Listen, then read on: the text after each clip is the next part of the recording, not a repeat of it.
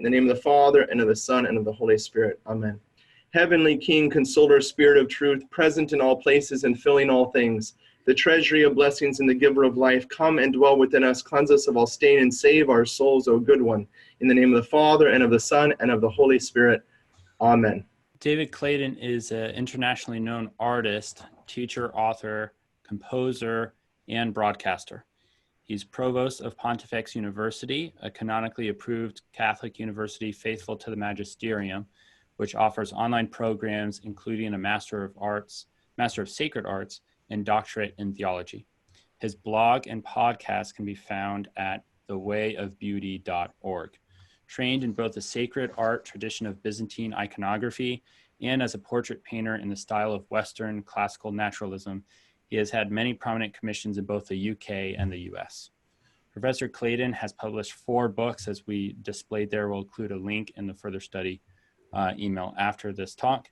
And the latest was The Vision for You, How to Discover the Life You Were Made For, published in 2018, which is the subject of tonight's presentation. Professor Clayton, the show is all yours. Well, it's a great pleasure to be here again. Thank you for that very generous introduction. I hope you'll follow the advice and buy all my books in triplicate. We'll argue with that. So what I'm going to talk to you about today is the subject of that book, The Vision for You, How to Discover the Life You Were Made For. And actually, I produced a companion, which is now available, which is just a distillation of the spiritual exercises. So you'll find it on Amazon, for example, described as the workshop manual. But it's just it really distills everything down and doesn't include the story that I'm about to tell you now. It's just the how-to. But the essence of this is that when I was in my mid-20s, I was 26, and I was in London, and I was an atheist, and I was miserable, and I was in a position where I was reconsidering my direction in life. I really didn't know what to do. I not only was sort of laboring under the illusion that if all my circumstances were to my liking, I would be happy. I thought, if I could arrange everything. And I was unhappy because nothing was perfectly to my liking. But more than that, I was getting to the point where I really wasn't sure what was going to make me happy. I didn't know really what I was striving for. And I had been brought up a Christian, so I had some sense of the Christian faith, but had rejected it as soon as I was given a choice. Then by chance, through a mutual friend, I met a guy. He died 10 years later, actually, so he's no longer alive, but his name was David Virtuous. He was in his 60s at that time, so much older than me. And he came to a cafe where I was meeting this friend and engaged me in conversation. And through the course of this conversation, and I talk a little bit about how he managed to get my interest, he persuaded me that if I did a series of exercises, that there was a chance that I could become an artist. One of my frustrations was that I wanted to paint, and I just didn't know how to do it. It seemed like an impossible task. I thought at 26, my life was over. The way I just describe it, I thought I'd made all the important choices. I'd been to university, that sets your career for life, was what I thought. And the way I put it was that I was just waiting for retirement and then for death. And so you could just say I was waiting for death. And this is how I felt at age 26. And he made me believe that there was another way out. And what I do in the book is I describe the story of meeting him, because not only is what he told me, I think, very interesting, and I give you that as well, this series of exercises, which turned out to be spiritual exercises. He presented this so that I would be interested. In other words, he was a great evangelist. So he very quickly perceived that I was an atheist, hostile to religion, and if he'd come and said, this will show you the way to Christ, or this will show you, this is a series of Christian exercises or something like that, I would not have done them. So he never mentioned that fact to me at all. He just told me, he realized what my need was, and deep down it was happiness. And he related it to me by saying that I could discover what my calling was, what I was meant to be. And the language I would use to describe that now is that I'd say that he gave me my personal vocation. So as we just heard Father Hezekiah describing, we are made by God to seek him. And he does everything possible to make himself available to us. We really have to push him away as much. That's the first action, really. He's there with that, offering us that hand of help the whole time. And although I didn't realize it, that's what I've been doing as an atheist. I've been consistently pushing him away. But then the question is, how do I find God? What do I do? How do I even begin that path? And David knew that I was, as an unhappy person, I was in search of God. He couldn't tell me that God was what I needed. But what he did was ask me a question. And I will come to this at the end of the 3 talks. So today I'm going to give you a description of my story and give you a takeaway of the very beginnings of a sort of daily routine of prayer and meditation. Next week, I'm going to give you a little more detail about the reflection and the exercises. And then in the final week, I'm going to go through the process of discernment, which came at the end, because in order to to listen to God and to discern what I was meant to do, I had to establish that relationship with God. And David knew that. But I imagine you're curious. So that the discernment process is listed in the handout as spiritual exercise 4. And you'll just see the first question there. And David threw this in to me early on. He said to me, if you inherited so much money that he said £1 million, but you've got to remember this is 30 years ago. You inherited so much money that you never had to work again for the money. What would you choose to do 9 to 5, 5 days a week? What activity would you choose? And he said, well, I said, I would like to paint. And he said, that's what you should do. And the idea here is that as long as what we want to do isn't intrinsically evil or bad, then that desire comes from God. We are made by God to seek him, and we are made by him to have some level and understanding of how we seek him, the path we're due to take. And so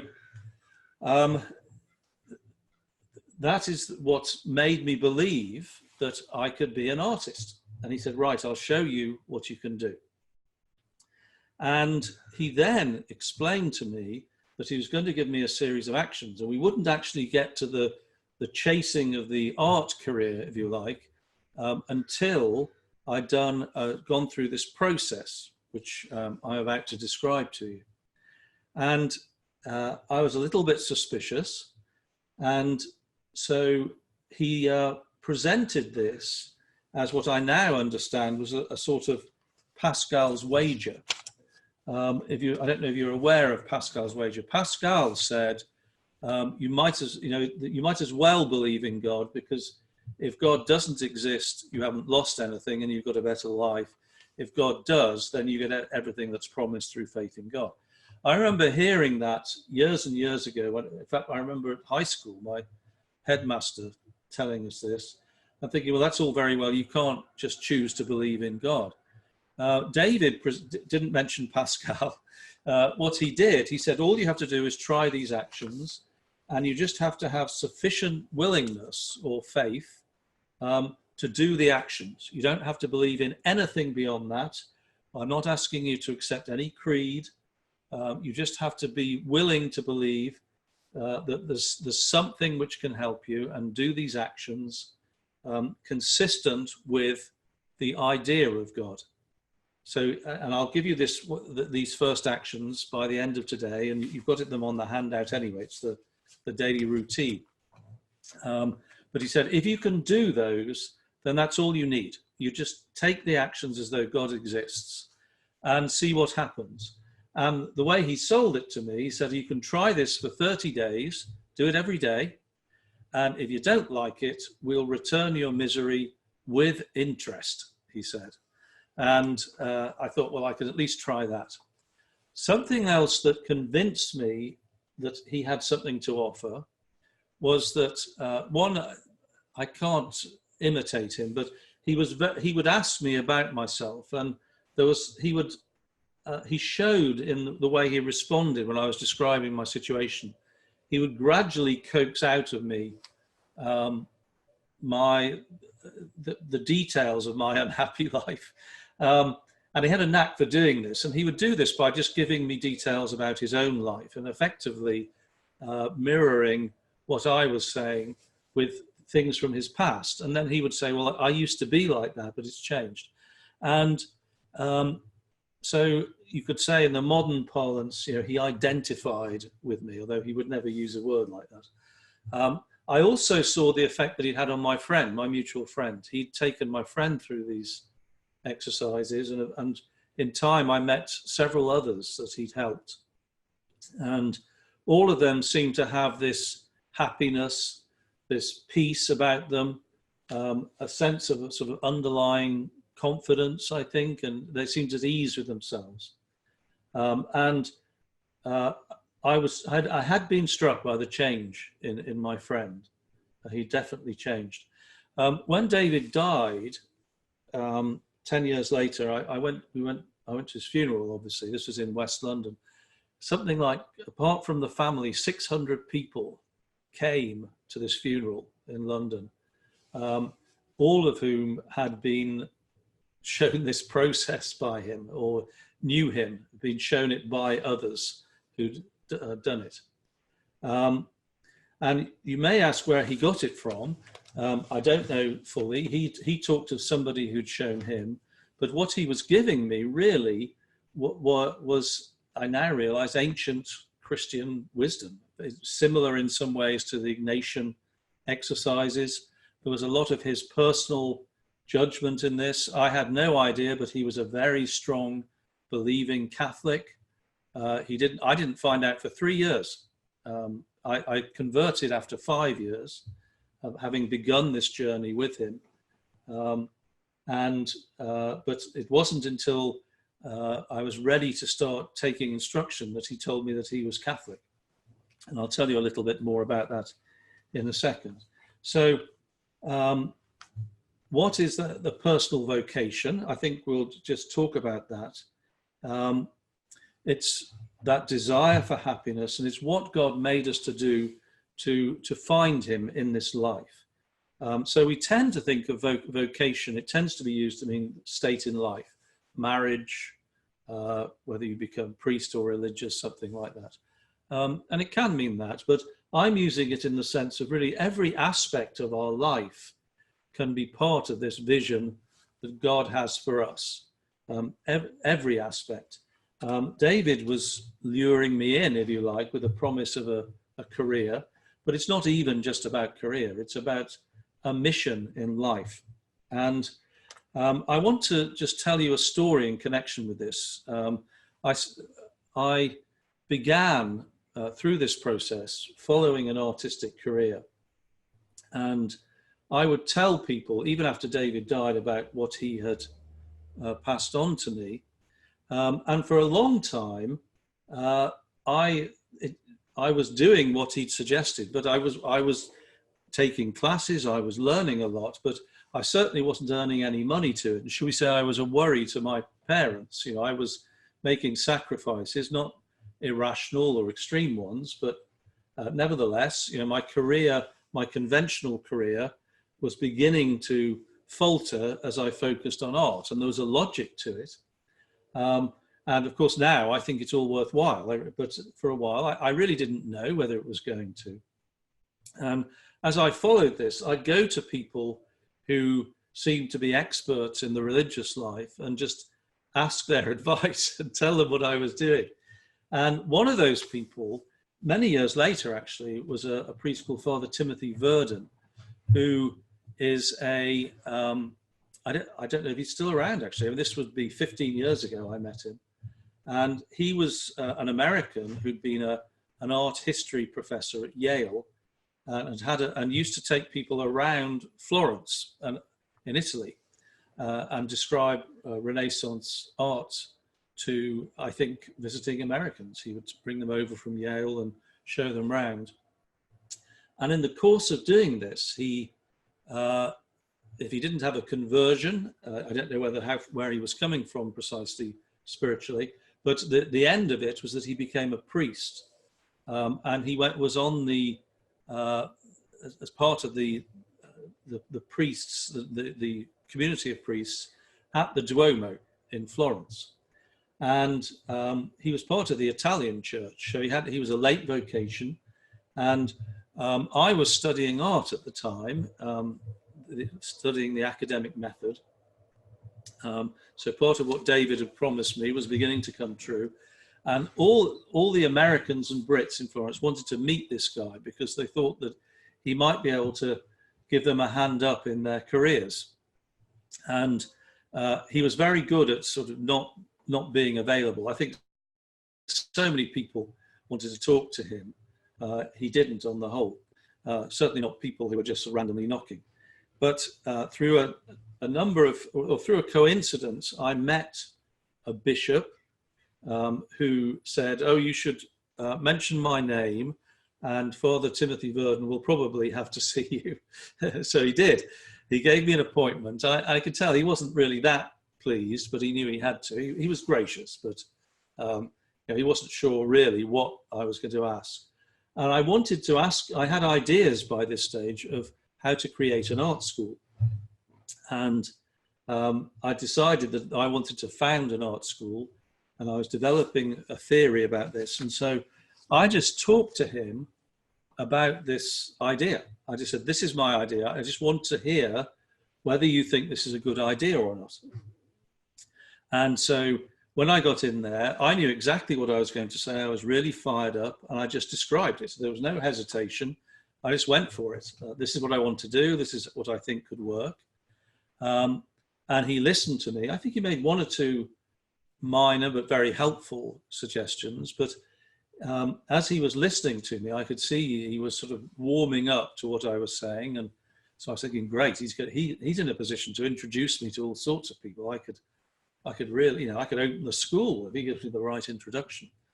And he said to me, I think you're on the right lines. And furthermore, I think that what you're describing is your personal vocation. And I don't know what he'd seen, but it was something about the way I spoke. I imagine it was the conviction or the passion with which I did. I don't know, but he saw something or heard something in me that made him say this to me. "This is your vocation." And he said, "You really should follow this." And he said, "I'm not going to help you." I thought, "Oh, great, thanks. Why are you bothering to tell me this?" And he said, "Because I think really you need to go to the US, and I'm not sure I'm in a position to do so. I've got many other things to do, but I don't think it matters. I think if you follow this, God will make happen what's supposed to happen." And then he said something very interesting. He said, "And I can't even promise you that you're going to be successful in opening this art school. I'm telling you that I think you should certainly strive for it. Keep that vision in mind and let that be your homing signal as far as it goes until you get there, and then you look for the next one. But you may never get there, but keep following it." And he said, "And the test of this vocation is that you will be fulfilled, you will feel fulfilled and happy as you strive for this. So the journey itself will be fulfilling and happy and joyful. And he said, and whether you're aware of it or not, in the course of doing this, you will attract others to the faith. And that is your vocation. It is to do what's necessary to have a happy and fulfilling life as ordained, if that's the right way, with a little o, by God, and ultimately to be with him in heaven. But on that path, if we do that, we will draw others to God, and it will be our lives, us, who will draw people in. This is the picture, of course, of the new evangelization. We are transformed by the life in Christ, and it is the people that we become through God's grace that draw others to it. We might have gifts for preaching or for communicating or other things which connect with people in other ways. But as much as that, it will be the way we do it and how we are. And he said, you will meet people and they may never tell you that you have had an effect on them, but you will. And unless you do this, you won't be happy, he said, because I really think that you should strive for this, and this is what you're called to do. And so I thought this was interesting, and it tied in very much with what David had said right at the start, that the assumption here is that when we find our personal vocation, that the calling we have is a happy Christian life, and that it is possible to be happy provided we're doing what God asks us to do, regardless of the circumstances. I wasn't sure I believed that. I was so tied to circumstances. I was doing precisely what Father Hezekiah has told us we shouldn't. Certainly as an atheist, I had all sorts of things before God as the end goal. And even as a Christian, when I'm miserable, it's always a deep down, there's something that I'm putting above God, that's some way. And the analysis that David gave me as a part of these exercises are actually ways of recognizing this and moving back to God in a very deep and fulfilling way. So I just want to tell you another little story just to spur you on before we get into which I think will be a little more dry, the sort of essence of the program itself. And I'm just going to tell you a story about how this happened. What David said to me is once I was in a position, he felt I was able to start actively pursuing the art career, which wasn't for several months after I'd met him. As I said, I had to go through the process first, the rest of the process. He said, just decide what you want to do in your wildest dreams. Forget the money. This is not what job do you want to do. It's what would you like to do. And first of all, he told me this is not this is not the height of what you can do. This is a low bar. He said the only reason that you won't end up doing this is either you go to God first, otherwise you die, and we hope go to heaven, or else along the way you will find something which actually is at this point beyond your imagination, and you realize that you're enjoying even more than what was your first homing signal. And in a way, that's what's happened with me. I am an artist and I paint and I've had commissions, but doing what I do is as much what I want to be doing as anything else. I realized that my calling was as much about helping others to become artists as to be an artist myself. And so that's what I've strived to do. And I didn't realize that when I began. But what David said to me was that if I aimed for this, he said, all you do is take the first step. Don't plan your whole route. He said, if you take a first step that's taking you closer to where you're meant to be, then you worry about the second step after you've done the first. And he said, if you want to be an artist, it might be an evening class at the local art school. And I thought, gosh, how many of those do I have to do? We'll get into that in a second. Or it might be you just put yourself amongst people who are doing what you do. Get a job as a janitor in an art school, is what he suggested, and then you make a lateral jump. He said, but as long as it's moving you one step closer, you don't burn your bridges, you don't give up your job, your main job, you still have to fulfill the responsibilities of life, even if it's just a little tiny bit. If you dig for water and pray for rain, God will give you the water of life, so to speak. And really, that's how it happened. And I just want to give you one story as to the sort of things that started to happen to me. It wasn't happening every day. And when I tell you these stories, remember, this has been a 30-year journey. So I'm compressing all of these, the stories I'm going to tell you in these next 3 sessions into 3 hours or something. So it sounds like it's happening all the time. But I was trying to find a job that gave me time to paint, a part-time job that had flexibility. And I used to play tennis with a guy who was chief sub-editor at the Sunday Times. And he just said, look, why don't you come and try out? I don't know why he asked me. I hadn't written an essay since I was 16 at school. I did sciences from the age of 16 onwards. So I barely knew how to punctuate. He said, come and try out and be a sub-editor. You'd be a proofreader and see how you go. And for some reason, they gave me the job. I was really learning on the job. And that's how I eventually became a writer, by the way. The skills I learnt there, having never had any idea I could do it. But in the process of doing this, I was doing a shift at the Times. This is the Times of London. So I got a job at the premier paper in Britain without having any experience. I still don't quite know how it happened. But I was doing a shift for the Saturday magazine, which is a glossy magazine. And they had a regular column called Somebody's Got to Do It. And it was a sidebar with a little photograph of the person. It was about people who did unusual jobs.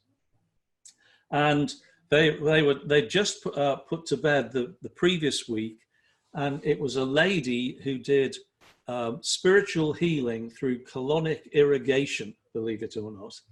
And so they said, we need somebody to follow that, and we haven't got anybody for next week. And he turned to me and said, what do you do, David? And I said, well, I'm an icon painter, I said. He said, okay, that'll do. And he said, give this woman a ring. And so I phoned the journalist. And the thing you realize when you work in newspapers, the articles that start, everybody's talking about the new, this, that, or the other, means that the 3 or 4 people in the office at the newspaper are talking about it, and they don't know what else to put in the article. So anyway, I was interviewed as the icon painter and appeared in the Times magazine. The following week, The Guardian, which is another national paper, which you might have heard of in Britain, phoned me up and said, we've seen the article about you in the Times, and we'd like to have a feature of you on the front cover of our weekly education supplement. So this time they sent a photographer around, and they took a photograph of me, brush in hand, painting an icon. Remember, I hadn't sold a painting at this stage. I appeared on the front page of The Guardian. That actually gave me some authority when I spoke to people later. But one way that this helped me was that years later, I was applying for a green card in the US. And it was actually just a work visa. And the lawyer said, do you know, I think you could get a green card here as an artist. You seem to have the background. And so he said, we need to make a case that you're internationally known. So by this stage, I'd sold 1 painting to friends in Maryland. So that gave me some sort of international reach. And he said, have you ever appeared in any sort of national or international papers? I said, well, actually, I was in the Times and The Guardian. He said, okay, that'll do. And so that was used as the basis for my green card. And all of this just happened. I couldn't have engineered this at all. And this is exactly how David described it, the process. He said, if this is meant to be, doors will open in front of you. Pray for rain and dig for water. He said, you do your little bit, and God is not going to ask you to do more than you're capable of doing, and then God will do the rest. And that is what's happened, and that has been the pattern. And in the third of these talks, I'm going to give you more stories like that, just to show you how there's just enough of those to make me believe that there is God is at work in this. It's not just my efforts. So anyway, the beginning of this, I'm now going to go to, because I want to try and finish in about 10 minutes so that people have questions. I'm imagining some people will, but I'm going to just give you a takeaway for the week. And this is the first thing that David gave me, if I can find the sheet. I don't seem to have it. It's the list of daily suggestions. So I'm going to have to do, here we go. The daily routine, thank goodness. I've got my sheaf of papers here. Spiritual exercise number 1. He actually started me with this. And I realized now that he was testing my resolve. He wanted to, all he was interested in was I did these things. And so he said, do you believe in God? I said, no. He said, are you willing to believe? I said, well, I suppose so. He said, well, all you have to do is act as though God exists and take these actions and see what happens. And these are the things he told me to do for 30 days. So in the morning, he said, on your knees, and he stressed this, take the action, engage body and soul, the whole person, in an action of humility, and say something like, please God, take care of me today so that I can be of service to you and my fellows. So we ask things, we address God, we establish the relationship with God.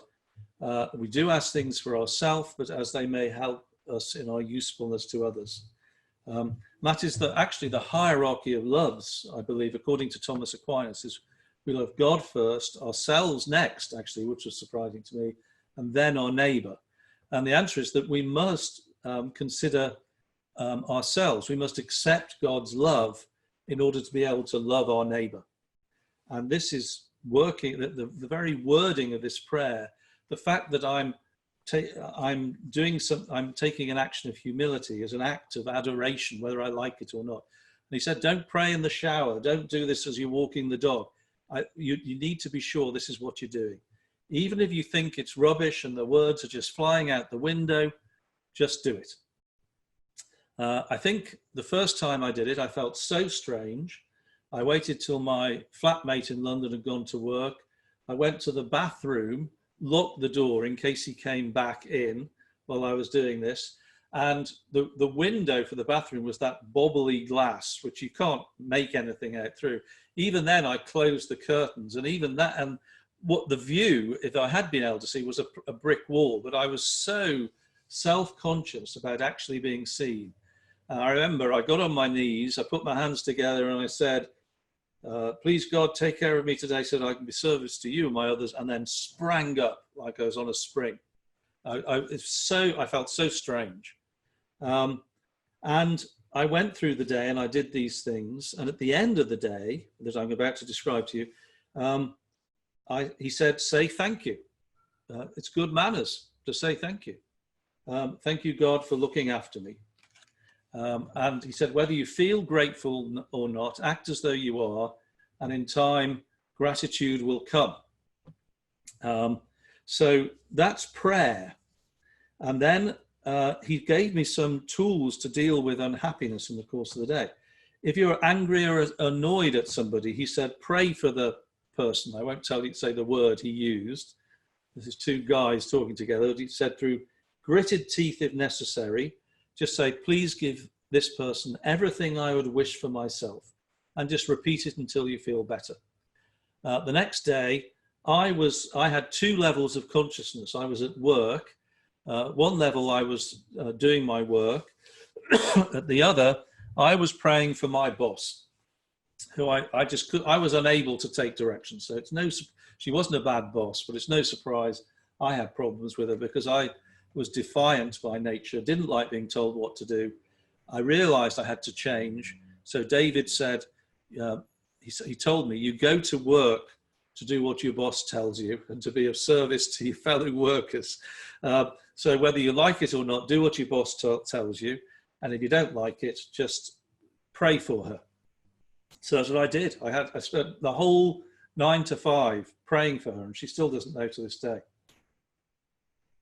I remember I got to, by the way, David told me that if I turn up to work on time, do my best to do what I'm told, and then go home again, that will put me ahead of 90% of everyone else who's at work, because that's what you're supposed to do. He said, just trying to do that will improve your career no end, and especially if you're asking for God for help.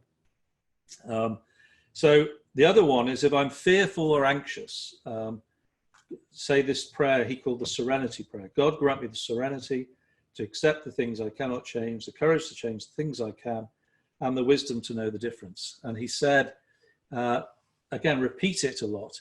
And if you're really overtaken by something that's, a strong attack of anxiety, excuse yourself and go to the bathroom.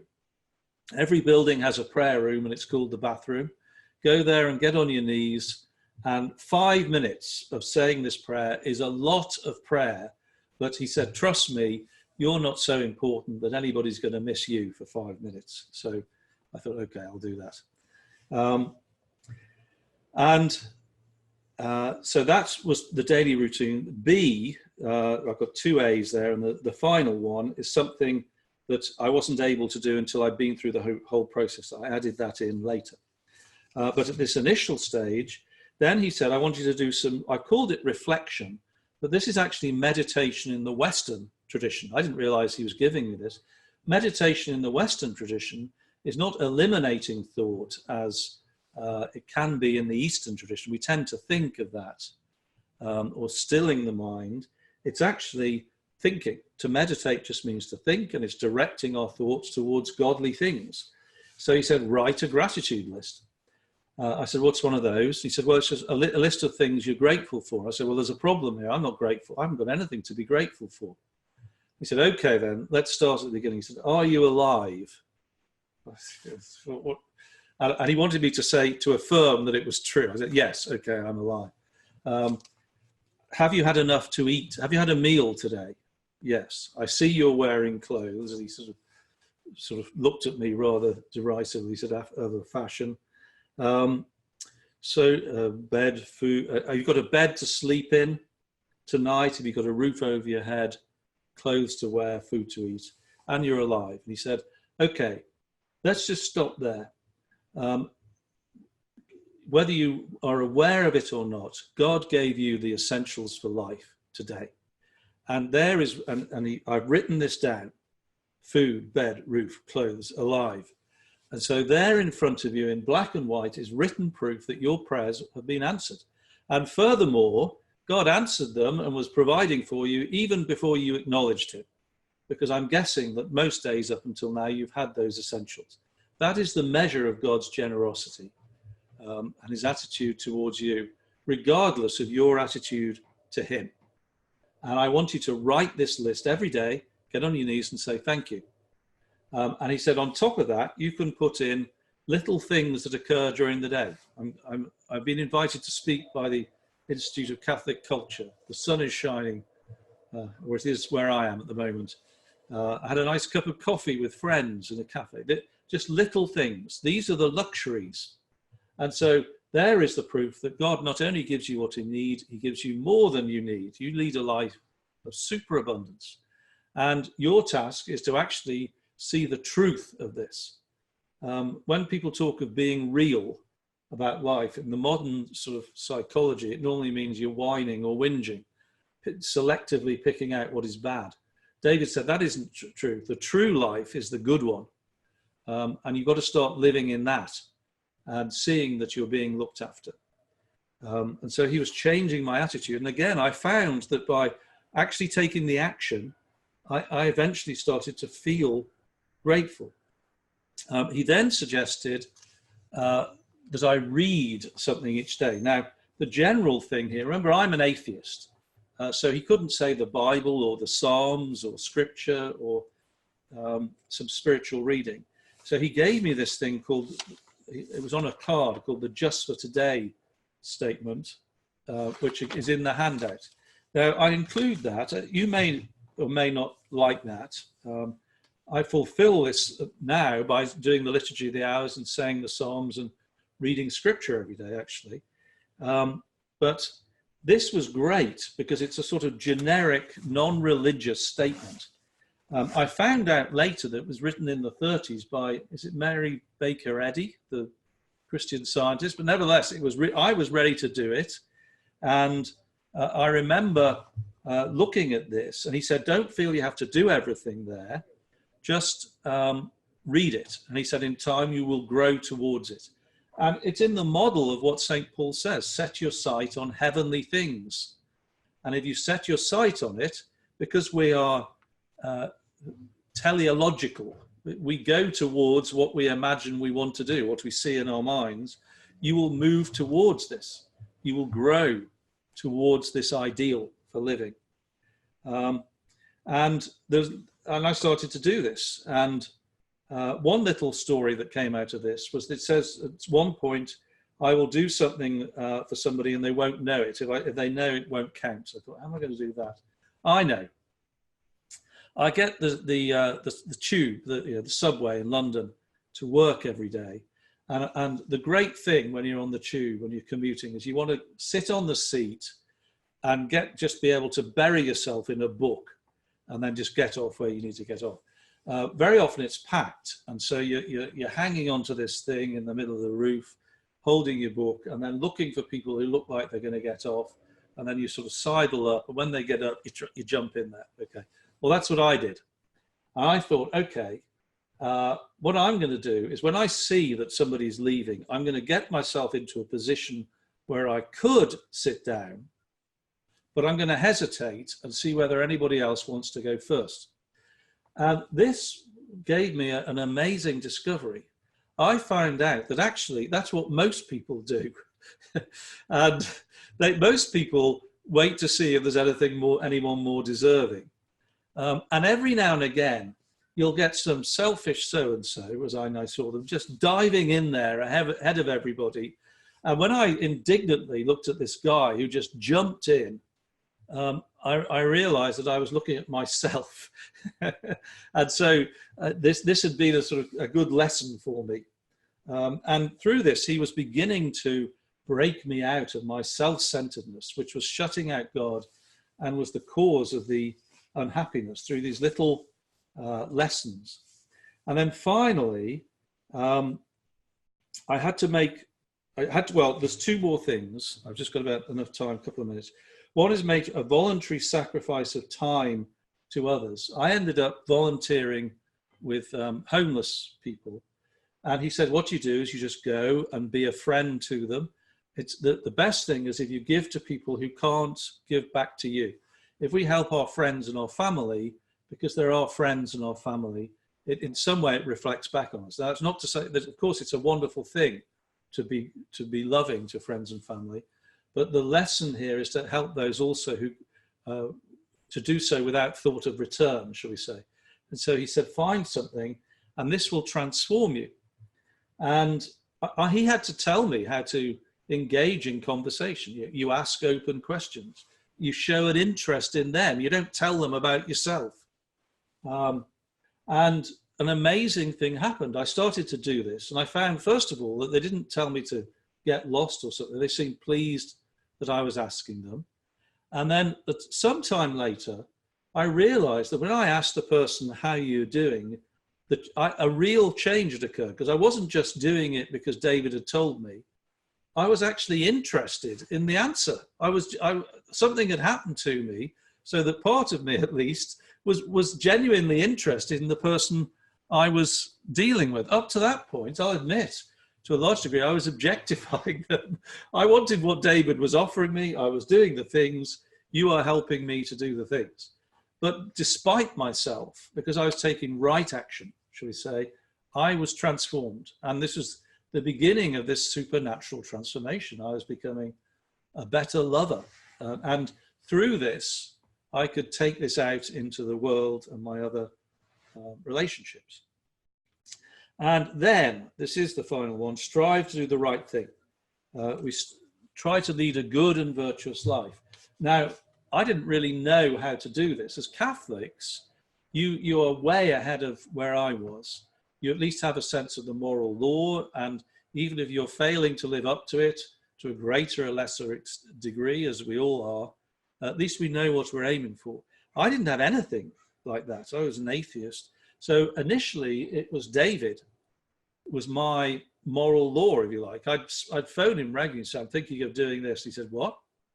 I would say, well, I thought I might do this. I thought I've got to represent this, otherwise and he said, oh, I wouldn't do it. Isn't that dishonest? And I said, well, I suppose so, but you know, everyone does it. It's just bending. He said, no, we can't get away with that. We have to do what's right. And I had to take a leap of faith to do this. I was used to operating in a different way. Once I realized that morality and leading a good life is a roadmap to a happy life, and that if you trust in God, things will work out in the end, even if you make a few sacrifices initially, I was ready to follow it more and more. Ultimately, just to go ahead, David said to me, you don't want me running your life. You need to find some sort of external authority, moral authority. You can't do can't do what seems right. That's what made you miserable in the first place. It's a little better asking me for advice, but in the end, I'm a flawed person. So he encouraged me to start looking for an external moral authority. And that began the search for religion. And ultimately, I became Catholic, and I'll talk a little bit more about that next week. Now, the other thing I want to do is say that this was powerful in so many ways, and just point out that what was lacking here and in this process, and that I didn't have a sense of until much later when I was a Catholic, and if David had pushed this on me, I would have rejected it, was the need of man, I believe, to worship God. I think even when I became a Catholic 5 years later, I thought of the ritual as a sort of nice little throwback to sort of early times, but not vital. It was about what you did and what you believed and how you treated others. Now, of course, I think that the liturgy is that is how we relate to God most directly. But actually, David had primed me for this by encapsulating within this daily routine, even that, you know, he didn't tell me this, the essence of prayer, which is the worship of God. There's thanksgiving, there's petition and intercession, prayer for others and prayer for myself, as it will have a bearing on others. There's praise of God through the gratitude list, and adoration in the sense that I am humbling myself before God by taking the action. And when sometime later I walked into the Brompton Oratory, and I've told this story before, but I'll relate it again in these talks. And I was so taken with the beauty of the liturgy that I saw. So much of it was the music, the art, and the architecture that I saw and what was going on. But I think a lot of it was that I had been primed to see it without being aware of it, that those senses within me for what is right and good, even in the action of worship, had been stimulated by this stage several years of practicing this daily routine. And I have done it daily, and I still do it. This is a core part, even today, of my daily routine of prayer and meditation, actually. I've added contemplative prayer, and we can talk a little bit about that, which is the more passive form of reflection. But nevertheless, that's what I do. And so I hope that some of you might be moved to try and give this a try. I'll repeat what David said to me. Try it for 30 days, and if you don't like it, we'll return your misery with interest. I would say that you don't have to be, in despair for this to work. If life is going quite well and you think it could be better, I think it would have a good effect too. That's why I keep doing it. Life is good now. I'm enjoying life, but I believe it could always be better, and I keep doing it. I think that's enough for this week. We'll stop there, and I'll take questions. Thank you, Professor Clayton. We really appreciate your insights and your guidance tonight. I was thinking of Socrates at his trial when he said the unexamined life is not worth living. In so many ways, you were, kind of helping us to step back and to consider kind of, how our life is going and take maybe a different approach to the workaday world that just kind of keeps us in this cycle of a lack of examination. We got a question here from Catherine that says, what resources do you particularly recommend for going deeper in tonight's topic? And I'm not even going to ask Professor Clayton to answer that, because number one, you got your handout for tonight. That's number one. But number two, just before we began the program, we shared the screen with you. We're going to do so again right now, because I know Andy's got it all ready to go with the books for David Clayton. And his book here, there we go, The Vision for You, is actually a book, not just a talk at the Institute. So you can go on to his website, thewayofbeauty.org/books. We're going to link this in your email tomorrow if you want to pick up this book. And his other books are also wonderful, The Way of Beauty and The Little Oratory. So that's what I would recommend to you tonight, unless, Professor Clayton, you wanted to add anything to that. Well, just to say that do feel free to ask me questions. And there is I mentioned the distilled version, which just has it's sort of 8 short chapters outlining the process. If you have questions as you're going through, email me, get in touch with me. You can do that through my website, thewayofbeauty.org. I love talking to people about this, and so I'm always happy to hear from people. Also want to give a little plug for Professor Clayton's Pontifex University, where you can get a master's degree online. If you want to go check that out, Pontifex, what is that, pontifex.org, pontifex.com, what do you got over there? It's pontifex.university. .university, there you go. And we're going to link that in your email tomorrow also. So you can go ahead and check that out.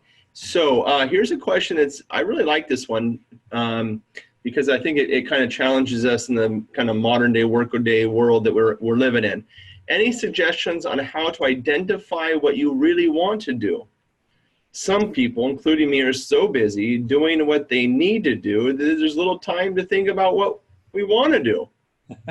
Okay, so that is half the battle. So the first thing is that's why we do those spiritual exercises first, is to clear the path to God. That's why David wouldn't actually take me through that discernment process at the beginning, and actually didn't even ask that question which I gave to you about inheriting money till somewhat time when I was through the process. But that's why these spiritual exercises are there. They clear away so much of the self-centeredness, so we're open to God's call. And I will cover this in depth in the third of these talks. So hang on, we're going to get there. But the answer is you just do what you think you might enjoy, and you just do a little bit. So do an evening class. Go and I'll tell you stories about people who just phoned up somebody who was doing it and ended up getting a job, without, but you just do a little bit and you try things, and you find that if it's what you're meant to do, the more you do it, the more you like doing it. There are certain things that I did, believe it or not, I thought about becoming a professional clawhammer banjo player, and that's a whole other story. Wait a minute. I didn't know you played the banjo. Is that true? Yeah, maybe I'll play a tune next time. Yeah, that'd be awesome. Okay. But there's various reasons why I rejected it. But in the end, I decided that it was a hobby, but it couldn't be a career. Because there was a limit to how much I enjoyed doing it. And when I just tried the art, when I did it, I enjoyed it. As much as I did it, I enjoyed it. And then doors seemed to open. I met people who took me under their wing. The first evening class, this guy came up to me and said, you should use, and I'll tell these stories in the 5 things. So you just do the best you can, having done these spiritual exercises first. And then a lot of people have a number of things. And David just said, well, just prioritize them as best you can. This is not a rod to beat you with. The point about this is to enjoy it, to enjoy life. So start at the top and then keep doing it until you decide it's not what you want to do. I'm gonna just turn this question just slightly because it's very close, very related, but I think it kind of approaches it on a different aspect. It says, I believe that you mentioned that if you're trying to that if what you were trying to accomplish comes easily, then it is God's will for you. If this is correct, if you have a biblical reference, how would you respond to those who have tried several times before attaining success? If I have a biblical reference. Man, I don't know if you need a biblical reference. Okay, gosh, there's the biblical scholar. I fell on the spot there. But I think, remember that it's not, whilst we do want to succeed and we do want to get there, it's in the trying that we're successful, that it has to be enjoyable as you're doing it. So again, I would say that what David said is that if you can't enjoy today, this day we're living in now, even if you get what you want, you're not going to be happy because it won't be enough. You are developing the art of living happily regardless of your circumstances. And good things come to happy people, and happiness is a choice, is what he said to me. I wasn't sure whether I believed him, but I think that now. I had to be shown how to make that choice.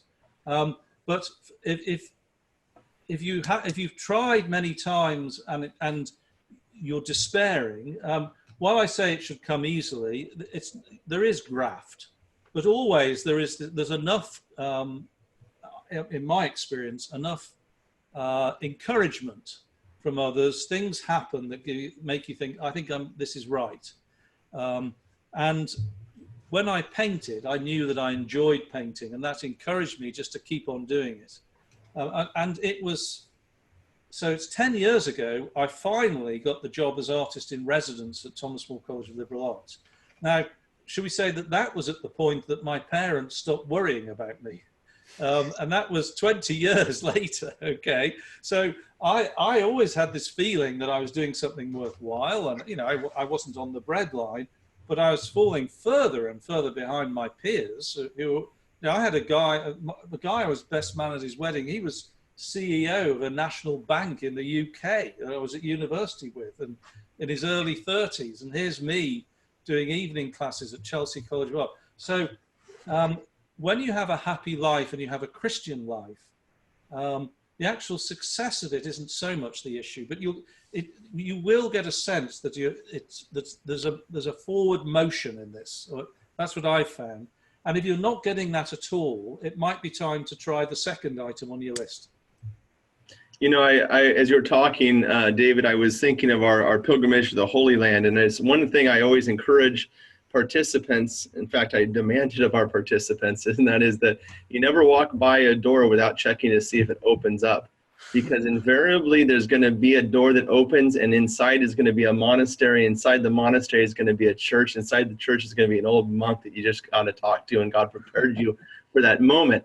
And so many tourists, they tour, through the Holy Land, and they're taking pictures of stuff, But my hope is that when I get people there, that they're gonna actually put the camera down and start opening up doors, because invariably a door is going to open. And this has really been true at the Institute, that we've always been open to the working of the Holy Spirit. When a door opens, it's my policy that we walk through it. We have our gentleman in here tonight who is chairman of the board for many years at the Institute. It drove him crazy because every time we had a board meeting, I had another idea, because doors kept opening. But those doors opening have led us, here's the proof right now tonight, guys. We're in this webinar tonight because there was a rainstorm in the middle of in Virginia, It was so bad. They were calling for, tornado type whatever, and we couldn't hold the talk. But we were in the middle of a series. So like at like noon, at like 12 in the afternoon, I started typing in what's a webinar and by the afternoon it came about, and we were in a meeting, and all of a sudden, so it was possible for us to reach out beyond Northern Virginia to make this happen. Doors open, and this question asked here is but someone who's tried several times before attaining success. That's the point. You gotta try out, be open to the movements of the Spirit. Am I right, Professor Clayton? That's why. Yeah. Open to these openers. I would say don't keep on trying the same thing over and over again. Right. But try a different way, or try a different goal. But so at the very least, aim to be an artist, which I always do, but try lots of different ways. But if you're doing the same thing over and over again, then it might be time to say that's not working. Yeah. So, Professor Clayton, it was a few years ago back that you actually published this book, and you sent me a copy of it. So it's been a little while since I picked it up. Is the whole story that you just related to us this evening contained in the book? Yes, and much more besides. So the structure of the book is that story, and then a very detailed account of the process, which is probably going to be a difficult read. It's best done with somebody who's done it, and I wrote this almost as a manual for people who are sponsoring others, anticipating every question I've been asked over 30. I've taken dozens of people through this myself. But Sherry's asking for a printed version, so there you go in Professor Clayton's book that she can share with a friend of hers who is an atheist. But also this program we posted in our library, and I think maybe better than the written account as far as an introduction is having a chance to meet Professor Clayton here at the Institute of Catholic Culture and participate in this program. So once this program is posted to our library, you can certainly share that with your friend. And then also encourage you to get the book. So my brothers and sisters, this brings us to a close for the evening. I hope you love the Institute as much as I do. We put our heart into it. As we're heading towards our 10th anniversary, ask for your prayers. We've built a strong foundation together, and I think God he's not done with us yet. We've got a future ahead of us with his many blessings. So I ask for your prayers and support as we head into this wonderful time of celebration for us and begin our celebration of our 10th year together, which I promise is going to be special, wonderful by the blessing of God. So God bless you all this evening. Thank you for coming.